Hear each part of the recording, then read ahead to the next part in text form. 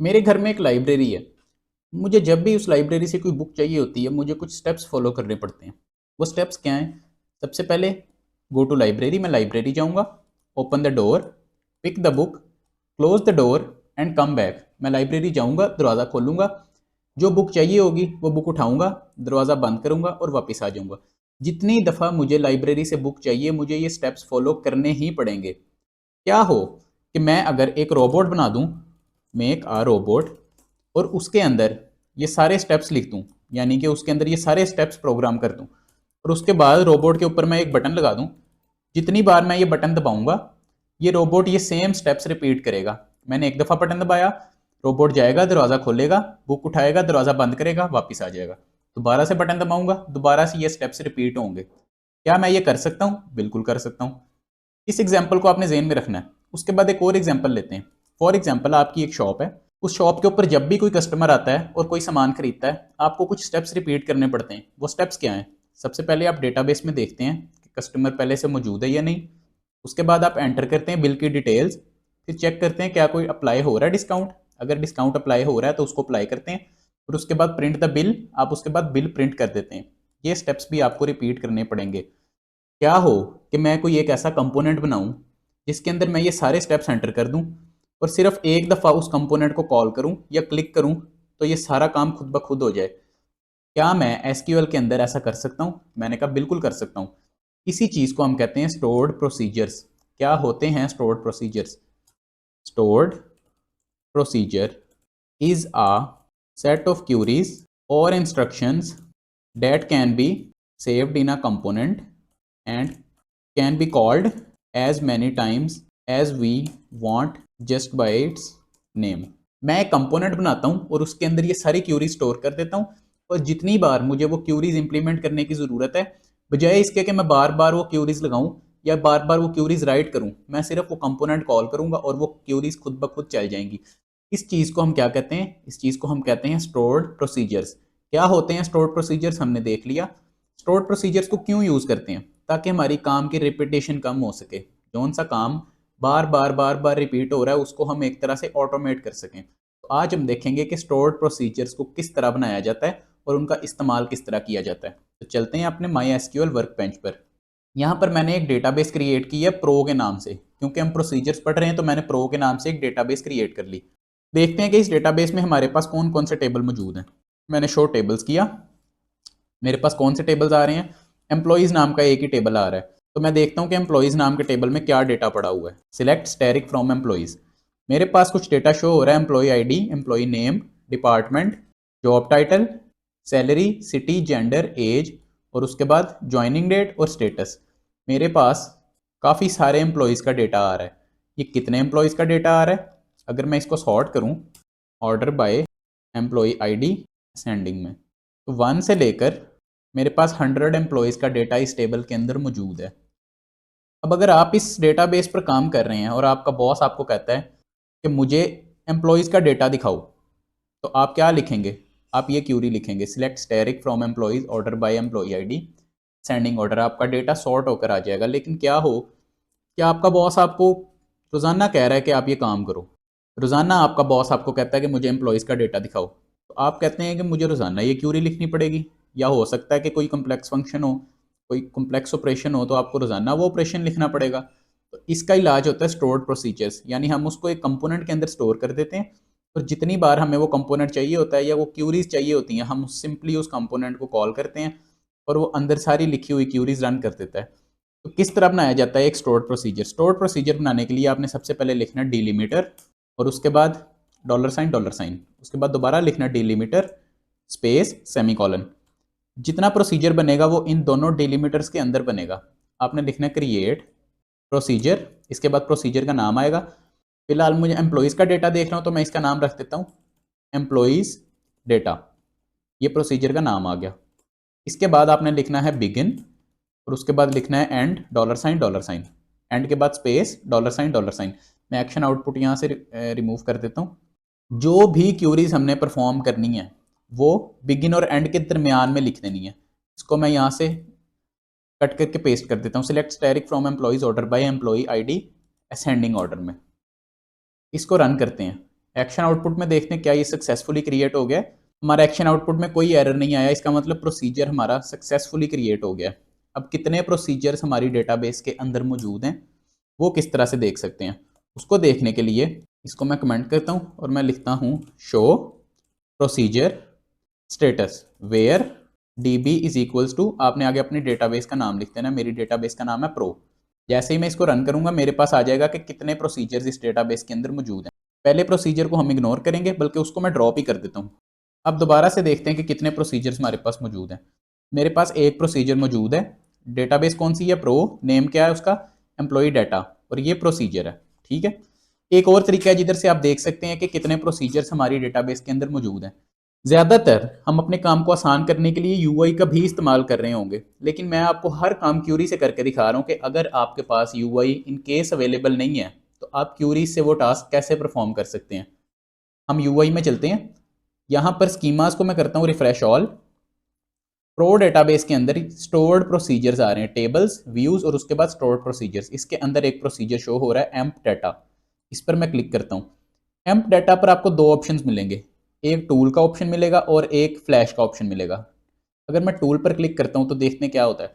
Tool पर click करते ही मैं इस विंडो पर आ गया हूँ जहाँ पर इसके प्रोसीजर के बारे में सारी इंफॉर्मेशन है। ये create definer is equal to root और उसके बाद लोकल होस्ट, ये क्या है? प्रोसीजर, उसका नाम एम्प डाटा। और उसमें प्रोसीजर में काम क्या हो रहा है? Select static from employees order by employee ID ascending order. ठीक है। यहाँ से हम इसको एडिट भी कर सकते हैं। ठीक हो गया। वापस चलते हैं अपनी विंडो पर। दूसरा ऑप्शन क्या है? दूसरा ऑप्शन है रन का।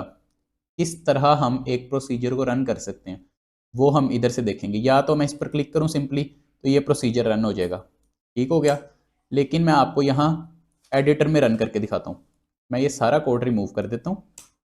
यूज प्रो डेटाबेस है और उसके अंदर हमारा एक प्रोसीजर है। प्रोसीजर को कॉल करने के लिए हम लिखते हैं कॉल और उसके बाद प्रोसीजर का नाम और उसके बाद स्मॉल ब्रैकेट्स। जब मैं इसको रन करूंगा तो मेरा वो प्रोसीजर रन हो जाएगा। आपने देखा कि ये प्रोसीजर रन हुआ, लेकिन मेरे पास आउटपुट में क्या आया? आउटपुट में मेरे पास वो डेटा आया जो क्यूरी से फैच हो रहा था। मैंने क्यूरी से फैच करके देखा था कि मेरे पास ये डेटा शो हो रहा है। मेरे पास एम्प्लॉइज़ का डेटा आ रहा है जो सॉर्ट हुआ है एम्प्लॉई आईडी से। जब मैंने प्रोसीजर को रन किया तो प्रोसीजर रन हुआ और प्रोसीजर के अंदर जितनी मैंने क्यूरीज लिखी थी या सेट ऑफ क्यूरीज लिखी थी वो सारी की सारी रन हो गई। ये थे हमारे सिंपल प्रोसीजर्स। Simple procedures. अब हम प्रोसीजर्स की दूसरी टाइप के बारे में बात करेंगे, data parameter procedures. Parameter procedures क्या होते हैं? पैरामीटर प्रोसीजर्स को समझने के लिए हम वापस अपनी रोबोट वाली एग्जांपल पर चलते हैं। हमने एग्जांपल ली थी कि एक रोबोट है जिसके ऊपर एक बटन है। मैं जब भी उस बटन को क्लिक करता हूँ वो जाता है, कुछ स्टेप्स को रिपीट करता है और मुझे लाकर बुक दे देता है। ठीक है। लेकिन क्या हो कि मैं उस रोबोट के अंदर एक ऐसी फंक्शनैलिटी ऐड कर दूं कि जब मैं बटन दबाऊं सबसे पहले वो मुझसे पूछे कि आपने कौन सी बुक लेनी है। मैं जैसे ही उसको बुक का नाम दूं वो जाए और उस नाम की बुक लेकर मुझे लाकर वापस कर दे।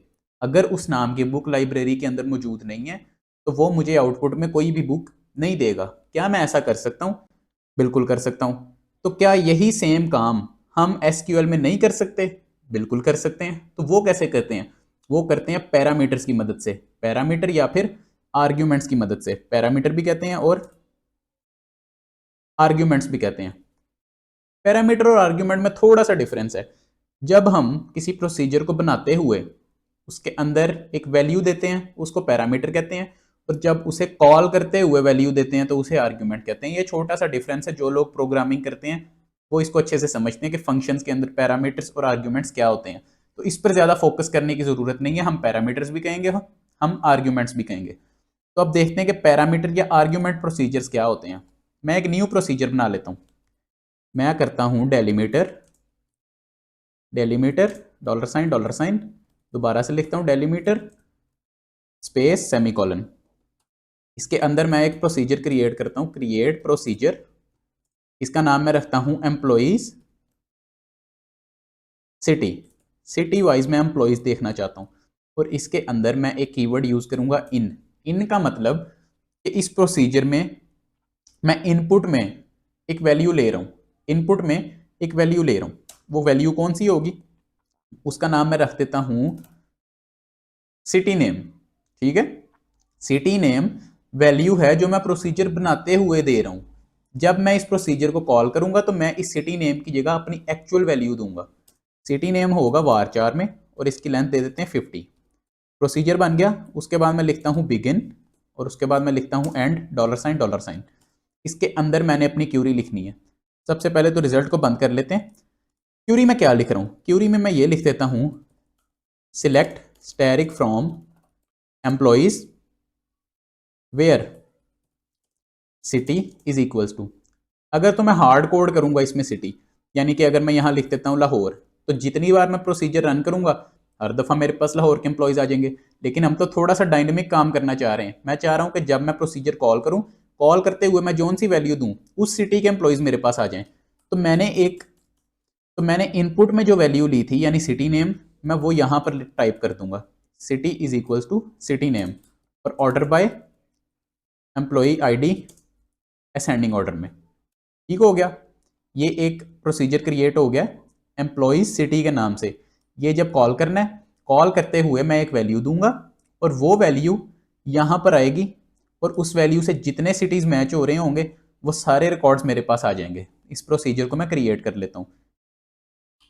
प्रोसीजर क्रिएट नहीं हुआ, you have an error in your SQL syntax. इस दफ़ा हमारा प्रोसीजर क्रिएट हो गया। इस प्रोसीजर को कॉल करने की कोशिश करते हैं। एम्प्लॉय सिटी नाम का प्रोसीजर मैंने कॉल किया। इसको मैं बगैर आर्ग्यूमेंट्स के कॉल करूंगा तो क्या ये कॉल हो जाएगा? बिल्कुल नहीं होगा, एरर आ रहा है incorrect number of arguments for procedure. वो कह रहा है कि आपने इसमें आर्ग्यूमेंट ही कोई नहीं दिया। मेरे पास आर्ग्यूमेंट होगा तो मैं प्रोसीड करूंगा। इसके अंदर मैं दे देता हूँ आर्ग्यूमेंट में लाहौर, यानी लाहौर के साथ जितने सिटीज़ की वैल्यू मैच कर रही है, जितने रिकॉर्ड्स की, मुझे सिर्फ वो रिकॉर्ड्स दे दो। एक्शन आउटपुट बंद करते हैं और इस क्यूरी को रन करते हैं। क्या मेरे पास लाहौर की वैल्यूज़ आ रही हैं? बिल्कुल आ रही हैं। लाहौर एम्प्लॉई ID 1, 4, 8, 10, 14 सिटी पर आपने फोकस करना है। लाहौर लाहौर सारे लाहौर के एम्प्लॉयज़ की वैल्यू मेरे पास आ गई है। सारे रिकॉर्ड्स वो वाले आ गए हैं जिनमें एम्प्लॉयज़ के सिटी लाहौर हैं। क्या मैं इस्लामाबाद लिखकर भी इसे ट्राई कर सकता हूँ? चेक कर लेते हैं क्या ही रन होता है। बिल्कुल हो रहा है, इस्लामाबाद के एम्प्लॉयज़ भी आ रहे हैं। इसी तरह क्या मैं किसी और सिटी का भी चेक कर सकता हूँ? कराची देख लेते हैं, कराची के एम्प्लॉयज़ भी आ रहे हैं। अब कोई ऐसा सिटी देखते हैं जो इस रिकॉर्ड के अंदर मौजूद नहीं है। जैसे मैं लिख देता हूँ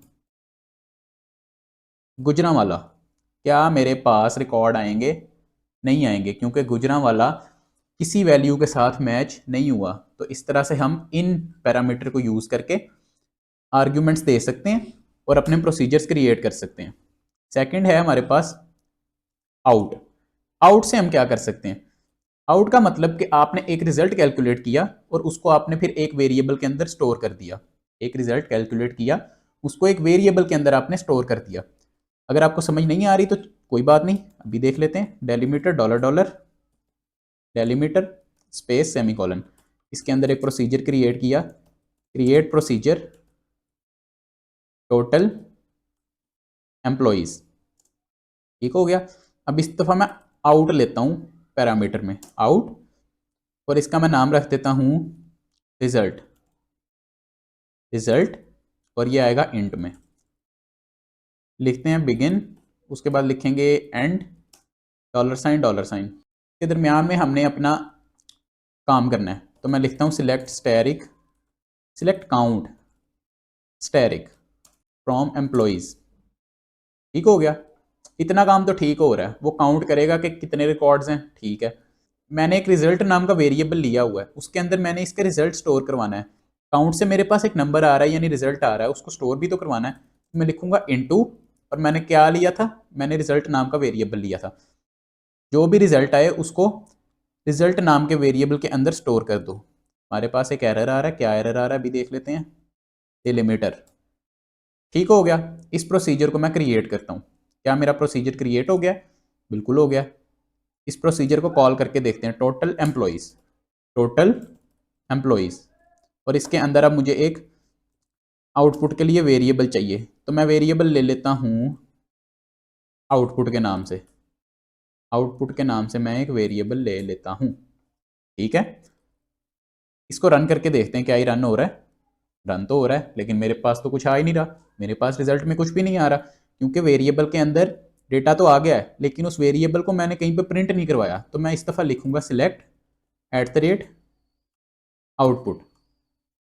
अब मैं इसको रन करता हूँ, क्या मेरे पास आउटपुट आ रहा है, कितना आ रहा है 100। मेरे पास कितनी रोज थी 100 रोज, मैंने उन्हीं को तो काउंट किया था, तो मेरे पास 100 रोज आ गई। इस तरह से हम आउट को यूज़ कर सकते हैं। उसके बाद देखते हैं इन आउट क्या है। इन आउट का मतलब कि आपने एक वेरिएबल इनपुट में लिया, उस पर कुछ कैलकुलेशन परफॉर्म की या कुछ भी फंक्शन परफॉर्म किया और उसके बाद उसी को वापस आउटपुट में भेज दिया, तो इसको हम इन आउट कहते हैं। इसको कैसे कॉल कर सकते हैं, इसके लिए दोबारा लिखेंगे डेलीमीटर $, उसके बाद लिखेंगे delimiter space semicolon, create procedure. इस दफ़ा प्रोसीजर का नाम क्या रखना है, इस दफ़ा प्रोसीजर का नाम रख लेते हैं सैलरी। सैलरी प्रोसीजर का नाम है, इस दफ़ा हम इसमें इन आउट वेरिएबल ले लेते हैं सैलरी नाम का। इंट में मैं लिखूंगा बिगिन, उसके बाद मैं लिखूंगा एंड $। इस दफ़ा क्या करना है, मैं कहता हूं कि set salary is equals to salary plus 1000। Simple procedures और पैरामीटर प्रोसीजर्स के बाद अब हम देखेंगे कि किस तरह हम कंडीशनल्स को प्रोसीजर्स के अंदर यूज़ कर सकते हैं। कंडीशनल्स इन प्रोसीजर्स, किस तरह हम कंडीशनल्स को प्रोसीजर्स के अंदर यूज़ कर सकते हैं। तो मैं दोबारा से एक प्रोसीजर बना लेता हूँ। सबसे पहले मैं लिखूंगा डीलिमिटर $। के बाद दोबारा से लिखता हूँ डीलिमिटर स्पेस सेमीकोलन। इसके अंदर हम एक प्रोसीजर क्रिएट करेंगे, क्रिएट प्रोसीजर। ये प्रोसीजर क्या करेगा, ये चेक करेगा कि आप पास हैं या फेल हैं। तो मैं लिखता हूँ चेक पास फेल, ये इसका प्रोसीजर का नाम आ गया। ये प्रोसीजर एक इनपुट लेगा मार्क्स, जिसकी डेटा टाइप इंट होगी। के बाद लिखते हैं बिगिन और एंड $। चेक करते हैं if marks are greater than और इक्वल्स टू 60, देन सिलेक्ट करो पास को, एल्स सिलेक्ट करो फेल को। और इफ एल्स स्टेटमेंट को एंड करने के लिए हम लिखते हैं एंड इफ। तो इस तरह से हमारी इफ एल्स स्टेटमेंट एंड हो जाती है। हमने क्या किया, हमने एक प्रोसीजर बनाया चेक पास फेल के नाम से। इसमें हमने एक इनपुट लिया मार्क्स, अगर मार्क्स 60 से ज़्यादा हैं या 60 के बराबर हैं तो आप पास को सिलेक्ट करें, अदरवाइज आप फेल को सिलेक्ट करें। और इसके बाद हमने एंड इफ करके इस स्टेटमेंट को एंड कर दिया। इस प्रोसीजर को क्रिएट करते हैं। क्या हमारा प्रोसीजर क्रिएट हो रहा है, नहीं हो रहा, हमारे पास एक एरर आ रहा है। क्या एरर आ रहा है, यहाँ पर स्पेस आएगी। दोबारा से क्रिएट करते हैं, हमारा प्रोसीजर क्रिएट हो चुका है। इस प्रोसीजर को यूज़ करने की कोशिश करते हैं, cheque pass fail, cheque pass fail. और इसके अंदर आपने एक आर्ग्यूमेंट देना है जो कि हमारे मार्क्स होंगे। मैं 40 मार्क्स दे के देखता हूँ कि मेरे पास क्या आता है। 40 मार्क्स दिया, मेरे पास क्या आउटपुट आई, फेल। अगर मैं मार्क्स देता हूँ 50 तो क्या आउटपुट आ रही है, तो भी फेल आ रही है। लेकिन जैसे ही मैं 60 दूंगा या 60 से अबव दूंगा तो फिर मेरे पास क्या आउटपुट आएगी, पास। अगर मैं 90 देता हूँ तो भी पास आएगी। तो इस तरह से हम कंडीशनल्स को भी प्रोसीजर्स के अंदर यूज़ कर सकते हैं। अब हम एक छोटा सा क्वेश्चन सॉल्व करेंगे जिससे हमारी कमांड थोड़ी सी स्ट्रांग होगी। अब तक हमने जो पैरामीटर के क्वेश्चंस किए हैं उनमें इनको अलग से यूज़ किया और आउट को अलग से यूज़ किया। अब हम देखेंगे कि इन और आउट को अगर हमने एक प्रोसीजर के अंदर यूज़ करना है तो वो हम किस तरह करेंगे। बेसिकली क्वेश्चन ये है कि आपने सैलरी लेनी है एम्प्लॉय की, take the salary of employee as input and calculate the bonus if salary is greater than 50,000 bonus will be 10%, otherwise bonus will be 5%। आपने ये क्वेश्चन सॉल्व करना है, आपने सैलरी इनपुट लेनी है और फिर आपने बोनस कैलकुलेट करना है। अगर सैलरी 50,000 से ज़्यादा है तो 10% बोनस आएगा, और अगर सैलरी 50,000 से कम है तो कितना बोनस आएगा, 5%। इसको सॉल्व करने की कोशिश करते हैं। हम एक प्रोसीजर बना लेते हैं, डेलीमीटर $, डेलीमीटर स्पेस सेमीकोलन। इसके अंदर हमने एक प्रोसीजर क्रिएट करना है। बाकी विंडोज हम बंद कर लेते हैं, क्रिएट प्रोसीजर। प्रोसीजर का नाम हम रख लेते हैं बोनस। इसके अंदर एक इनपुट आएगा, इनपुट में क्या आएगा, सैलरी आ जाएगी। और उसके बाद एक आउटपुट आएगा, जो बोनस होगा कैलकुलेट करके वो हमने आउटपुट वाले वेरिएबल में भेजना है। आउट, इसका नाम रख देते हैं बोनस, और ये भी इंट में आएगा। इसके बाद हम एक बिगिन और and dollar sign.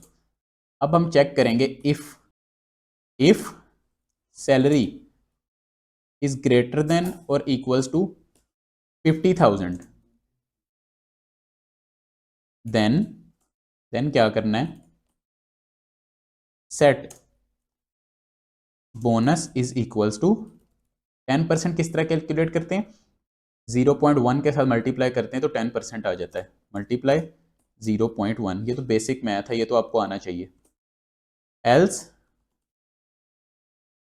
Set bonus is equals to salary multiply 0.05, तो ये 5% हो जाएगा। और इसको स्टेटमेंट को एंड करने के लिए हम एंड इफ का यूज करते हैं। एंड इफ हमने एक प्रोग्राम बनाया है, बेसिकली एक स्टोर्ड प्रोसीजर क्रिएट किया जो इनपुट में सैलरी लेता है, सैलरी के अकॉर्डिंग बोनस कैलकुलेट करता है और बोनस को एक आउटपुट के वेरिएबल में भेज देता है।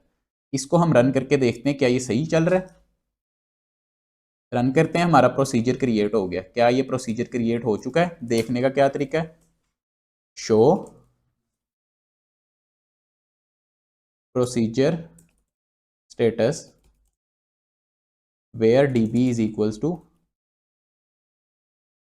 प्रो। रन करते हैं, क्या हमारे पास बोनस नाम का प्रोसीजर आ चुका है, बिल्कुल आ चुका है, यानी कि हमारा प्रोसीजर क्रिएट हो गया। इसको रन करने के लिए हम कॉल करते हैं इसको, बोनस को। इसके अंदर हमने सैलरी देनी है, सबसे पहले मैं सैलरी दे देता हूँ 90,000, और उसके बाद आपको एक वेरिएबल भी देना है जिसके अंदर आउटपुट आएगा, तो मैं वेरिएबल दे देता हूँ आउटपुट।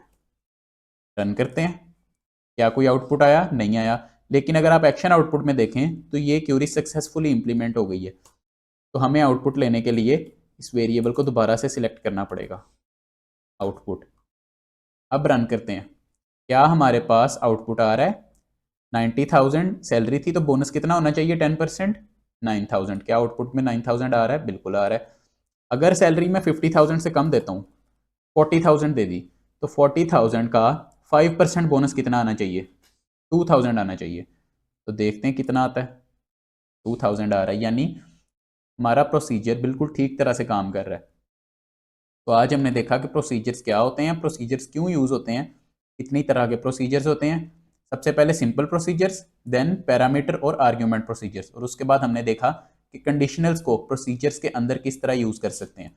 उसके बाद हमने एक प्रैक्टिस क्वेश्चन सॉल्व किया। मुझे उम्मीद है कि आपको ये लेक्चर समझ आ गया होगा। अगर आपको ये लेक्चर समझ नहीं आता तो आप इसको दोबारा से रिपीट करें, इसको दोबारा से देखें। एक कॉमन कन्फ्यूजन जिस पर हम आज बात करेंगे वो है व्यूज़ और प्रोसीजर्स। बहुत से बच्चे कन्फ्यूज़ हो रहे होंगे कि सर आपने व्यूज़ भी पढ़ाया था और आपने प्रोसीजर्स भी पढ़ाए थे, तो व्यूज़ भी तो पढ़ा लिए थे, तो प्रोसीजर्स पढ़ाने की क्या ज़रूरत है। वो भी तो इसी तरह यूज़ होते हैं ना, कि हमने उसमें अपना काम शॉर्ट कर दिया, जब भी बॉस को दिखाना है तो आप व्यू निकाल के दिखा देते हैं, पूरा टेबल नहीं दिखाना पड़ता। इसमें भी वही काम किया है। देखो इसमें फ़र्क है, व्यू सिर्फ आपके टेबल का एक व्यू दिखाता है। टेबल के अंदर से अगर आपने कोई डेटा बार बार दिखाना है तो उसको हम व्यू के अंदर स्टोर कर देते हैं और वो आपको दिखा देता है। मैं आपको करके दिखा देता हूँ, क्रिएट व्यू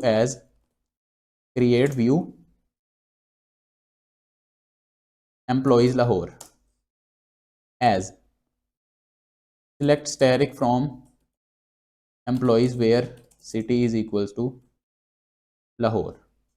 ये एक व्यू क्रिएट हो गया है। अगर मैं करता हूँ select static from amp Lahore, तो व्यू तो मेरे पास आ रहा है, लेकिन मुझे जब भी ये व्यू देखना है मुझे ये क्यूरी लिखनी पड़ेगी। तो इस क्यूरी को क्यों ना मैं एक प्रोसीजर के अंदर स्टोर कर दूं, डिलिमीटर। इस दफ़ा मैं बताऊंगा नहीं, थोड़ा सा स्पीडली काम करेंगे। क्रिएट प्रोसीजर बिगिन एंड $, और इसके अंदर मैं वो क्यूरी पेस्ट कर देता हूँ, select static from amp Lahore. इस क्यूरी को रन करते हैं तो हमारा एक प्रोसीजर क्रिएट हो गया एम्प लाहौर के नाम से। अब मुझे वो क्यूरी बार बार लिखने की ज़रूरत नहीं है, मैं हर दफ़ा इस प्रोसीजर को कॉल कर सकता हूँ और मेरे पास लाहौर के एम्प्लॉयज़ की इंफॉर्मेशन आ जाएगी। इस तरह से हमने व्यूज़ को और प्रोसीजर को इकट्ठा यूज़ किया ताकि आपकी ये कन्फ्यूजन दूर हो सके कि व्यूज़ और प्रोसीजर्स एक काम करते हैं। व्यूज़ और प्रोसीजर्स एक काम नहीं करते। व्यू सिर्फ आपको एक कॉम्पैक्ट व्यू दिखाता है टेबल का, और प्रोसीजर आपके काम के रिपीटेशन को रोकता है। एक काम को आप बार बार रिपीट कर रहे हैं, उसको रिपीट करने के बजाय हम उसको एक प्रोसीजर के अंदर स्टोर कर सकते हैं और जितनी दफ़ा वो काम करना है उस प्रोसीजर को कॉल कर सकते हैं। अगर आपका कोई क्वेश्चन है तो आप कमेंट सेक्शन में पूछ सकते हैं, मैं पूरी कोशिश करूंगा कि उसको ज़रूर आंसर करूं। मिलते हैं नेक्स्ट लेक्चर में, तब तक के लिए अल्लाह हाफिज़।